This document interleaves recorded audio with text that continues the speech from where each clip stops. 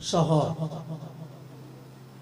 আমাদের উপহার খেদমত সেন্টার বাংলাদেশ বিভিন্ন উপজেলার প্রতিনিধি ও আমার সহযোদ্ধা ভাইয়েরা সকলকে অন্তরের গভীর থেকে মোবারকবাদ জানিয়ে শুরু করছি।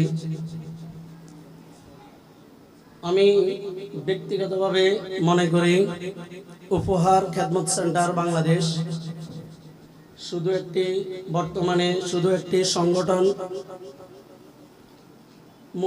সংগঠনের মধ্যে সীমাবদ্ধ নয়, এটি বাংলাদেশে একটি ব্যান্ড হয়ে গেছে।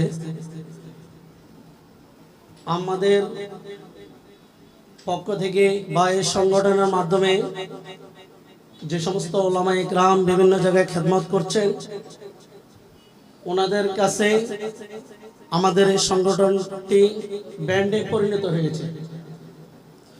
আলহামদুলিল্লাহ, এ পর্যন্ত প্রায়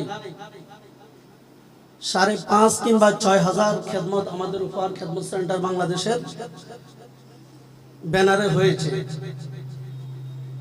এটি উলামা ইকরামের অনেক বড় খেদমত আমাদের মাধ্যমে হয়েছে।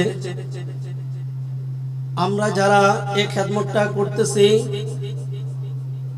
আমরা কেউ কোনো অর্থের বিনিময়ে খেদমত দিচ্ছি বা নিচ্ছি এরকম নয়।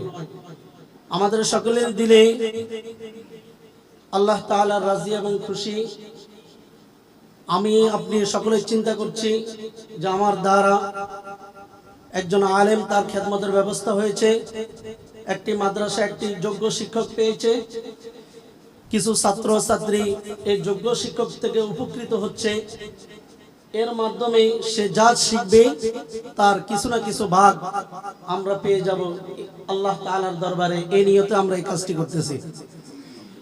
তো এই ক্ষেত্রটা আমি আমার মতামত হলো, আমাদের সম্মানিত চেয়ারম্যান মহোদয় এবং আমাদের উপহার খেদমত সেন্টার বাংলাদেশের পরিচালনা পরিষদে যারা রয়েছেন, ওনাদের প্রতি আমার আকুল আবেদন যে আমাদের উপহার খেদমত সেন্টারের ব্যানারে যে সমস্ত ওলামা ইকরাম খেদমত নেবেন বা যে সমস্ত মাদ্রাসা আমাদের উপহার খেদমত সেন্টারের ব্যানার থেকে খেদমত চাইবে, শিক্ষক চাইবে, আমাদের পক্ষ থেকে তার ন্যূনতম একটি হাদিয়া নির্দিষ্ট করে দেওয়া উচিত।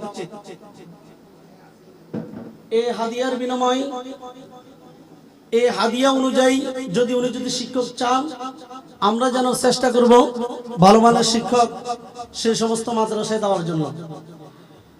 এবং আমার একজন সহযোদ্ধা ভাই বলছেন যে বিভিন্ন মাদ্রাসায় শিক্ষকদের নির্যাতন করা হয়। শানে সাহাবা খতিব কাউন্সিল যেভাবে ইমাম মুয়াজ্জিনদেরকে নিয়ে কাজ করতেছেন, উপহার খেদমত সেন্টার বাংলাদেশও যদি এভাবে শিক্ষকদেরকে নিয়ে কিছুটা কাজ করেন, অচিরেই আমি যে বলছি উপহার খেদমত সেন্টার একটি সংগঠনে নেই, একটি ব্যান্ডে রয়েছে, এটি অচিরেই সকল মানুষের দিলের মধ্যে পৌঁছে যাবে। সেই আশাবাদ ব্যক্ত করে আমি আমার সংক্ষিপ্ত আলোচনা শেষ করছি। আসসালামু আলাইকুম ওয়া রাহমাতুল্লাহ।